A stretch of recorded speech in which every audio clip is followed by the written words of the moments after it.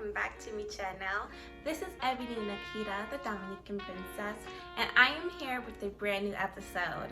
This is all about femininity for us Black women. I do post 2 times a week on fashion, femininity, elegance, and lifestyle. So if you're interested in any of those, definitely subscribe to me down below. So I'm here to give you all some tips on how us brown skin, us deep skin, us melaninated skin women out there, how we can just tune into our femininity and help us become more feminine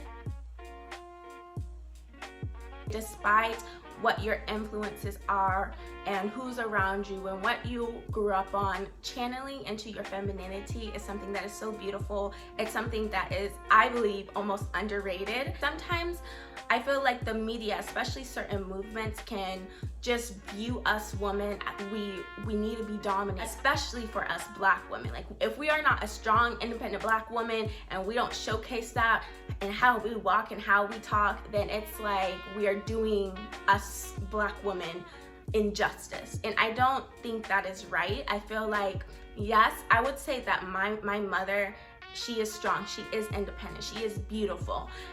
But at the same time, that doesn't mean that she can't be soft. That doesn't mean that she's not gentle. That does not mean that she isn't just a beautiful feminine woman. Because there's just so much injustice that us Black women deal with.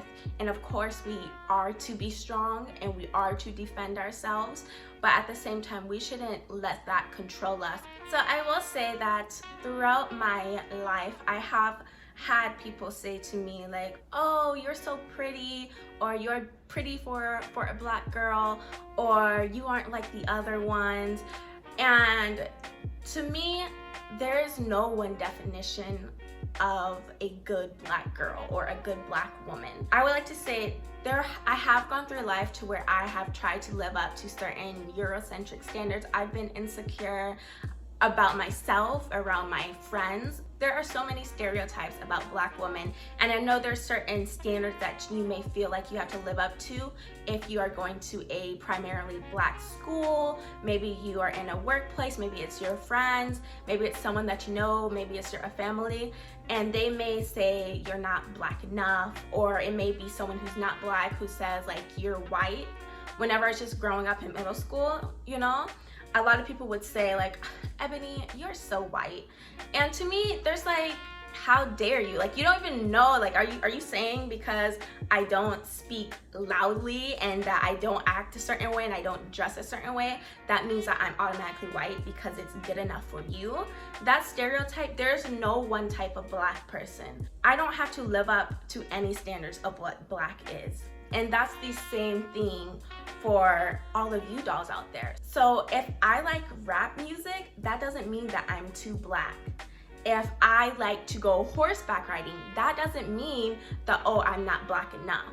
And if I like anime, that doesn't mean that I'm the weird type of, you know, I'm still Black. It doesn't matter. We are still Black women. We are still beautiful. It doesn't matter what type of stereotypes and what's popular within our culture and within other cultures. It doesn't matter. We are Black, we are beautiful, and we're not going to live underneath a stereotype. There's not just one type of feminine Black woman. It doesn't just have to look like me, and it doesn't have to look just like her or just like her. We all are feminine. It's just channeling into it and finding our own style, finding out what works for us and what doesn't work for us. Here are some tips for us Black women out there so we can channel into our femininity and that we can truly feel and look and act as a feminine woman despite any type of stereotypes that anyone has about us. We are feminine, we are beautiful, and there's no one type of Black woman and there's no one type of a Black feminine woman. So my first tip would be about our hair. Whenever it comes to us being feminine, we don't have to have straight hair to be feminine. We don't have to have pin curls to be feminine. Our natural hair, it's already feminine. We already have soft, gorgeous, curly hair, and we should really embrace that. Being confident and being feminine is about embracing what you already have and just amping that up to a certain level. Whether you are a 3B or a 4C, a 4D, 4A, B, Whichever you are, embrace it, love it. If you're into growing your hair, so you're doing protective styles, keep on doing it. I would say no matter what style of hair you have, just make sure you are updating it, you are keeping up with it. You don't have to feed into any type of stereotypes that if your edges aren't done, like it has to be laid. If you like it that way, then go ahead and do it, but just know that a simple swoop or none at all is perfectly fine, as long as your hair is looking nice and cared for. That's the main thing.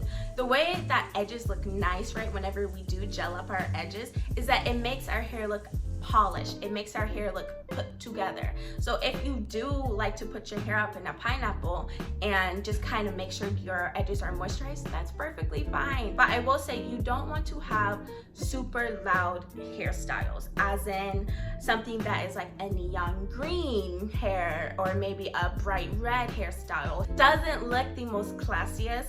It is some sort of tacky, but I know depending on where you live, it may be in fashion. So whether we have twists in our hair, whether it is braids, whether it is curly, whatever hairstyle you have, our natural hair, it is feminine. One thing that we are blessed with is gorgeous melaninated skin. Our skin complexion, no matter what shade of brown you are, it's beautiful. And so what I would say is choose colors to wear that complements your skin complexion. Pink does not have to be something that you wear every single day. It is a very feminine color, but let's say that a nice yellow looks best on you.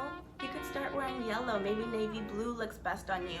And I will say that yellow looks very nice on me. Pink looks very nice on me. So more of my wardrobe selections will be pieces and clothing that incorporates those colors. We need to be complementing that. It helps you feel more confident, especially whenever you know that a color looks great on you. Speaking of clothing, my next tip would have to be go for certain dresses, certain tops, certain bottoms that complements your silhouette. We all have different body shapes. We'll say that of course the hourglass shape is gorgeous, but whenever we are more natural and we are really accepting of our body type and what we have, it just shows confidence. It shows confidence and people can see it no matter what your shape is. Now, it's always great to improve what you already have the natural way. Our value does not come from our bodies. Often sexualized, it is something that is mimicked. It is something that we have been forced to, for some of us to feel ashamed of, and that's not how it should be at all. Our bodies is so beautiful. So some may say if you're trying to get a man, you need to just show it all off, put it out there on the table, let everyone see. Modesty is something that is so underrated, especially now within times. We see it within our music videos, within movies. There's just always something sexualized. There's always something that is shown that has no shame with it. With modesty comes respect.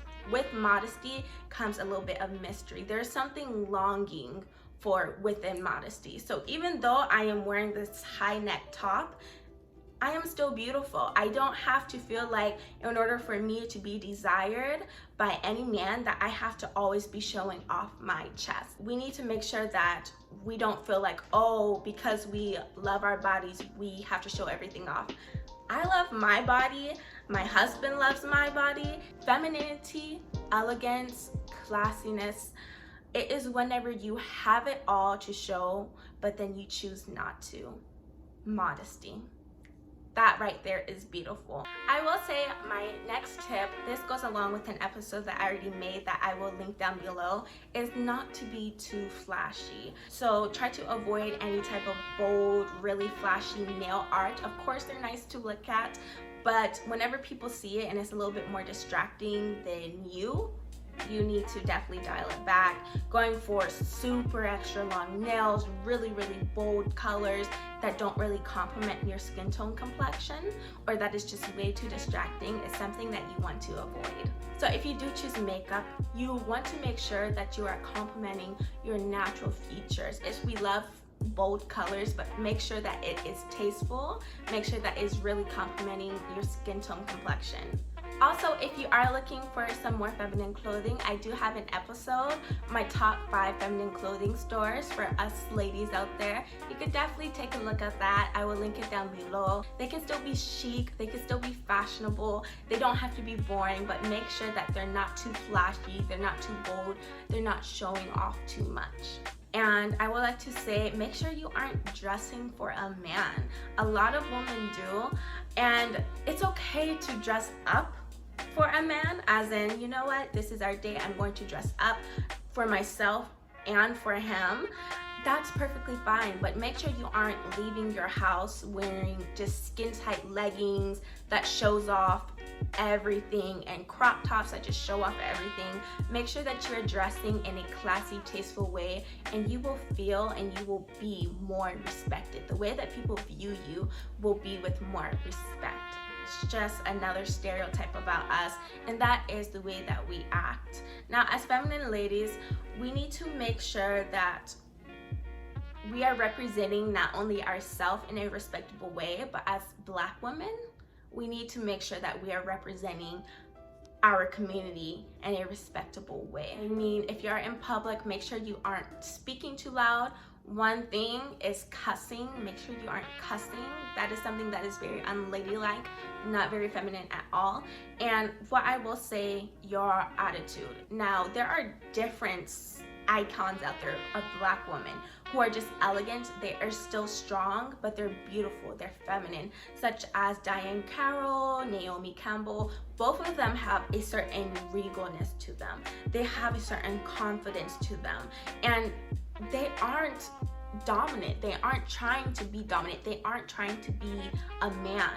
They know they are beautiful. They know they're beautiful women, and that's the way that they are walking. That's the way that they are speaking. That's the way that they are acting. And also Helene Williams, she's very beautiful. She's an actress who is deceased now, but she was definitely elegant. She was definitely just graceful. That is something that we need to focus on, is being more graceful. That may be the volume of our voice, the way that we walk, the way that we speak especially, and also having social etiquette. And I do have a separate episode just on social etiquette, and I believe that every woman, not just us Black women, but every woman needs to watch that episode to really just touch up on our social etiquette. There's nothing wrong with a woman who knows what she wants. There's nothing wrong with that. I know what I want most of the time, and if I know it, then I know it. And you can be positively stern. You don't have to be very assertive and very dominant. We don't have to compete with men. We don't have to almost seem like we need to be heard. We don't have to do that. We can still be gentle, well-spoken, soft-spoken people. Especially the Bible speaks on that, and we just need to make sure that we're representing ourselves well in public, so we're just not another stereotype. And also knowing your manners. Our mamas teach us this here in the South. Southern Belle manners is something that's very important. Another important thing is who you surround yourself with and their actions, and also who you listen to. That can impact you in a huge way. Now, I love rap music, but if it's certain artists who has a certain type of motivation, who's about stripping, prostitution, just being sexually immoral, you have to stop listening to them. You have to stop listening to those certain songs. Not just rap music, it could be any type of music in general. But if you are constantly listening to those type of music with those type of mindset, those people with those type of mindset, then you have to stop listening to it. So I hope that you dolls enjoyed this episode. I definitely did. As I say, as Black women, we have to stick together, and we need to stop all of these different standards and all of these different missions that the media and that these other people have to bring us down, not only as Black women, but as Black people in general. And I would like to say, let's embrace our femininity. Let's embrace who we are. Let me know something down below about what you have dealt with, you coming to know your femininity, some obstacles that you have occurred, or some ways that have helped you channel into your femininity and help you discover who you truly are. So thank you dolls so much for watching again. Don't forget to subscribe to me down below. I do post 2 times a week, and I will see you dolls in my next episode. Bye.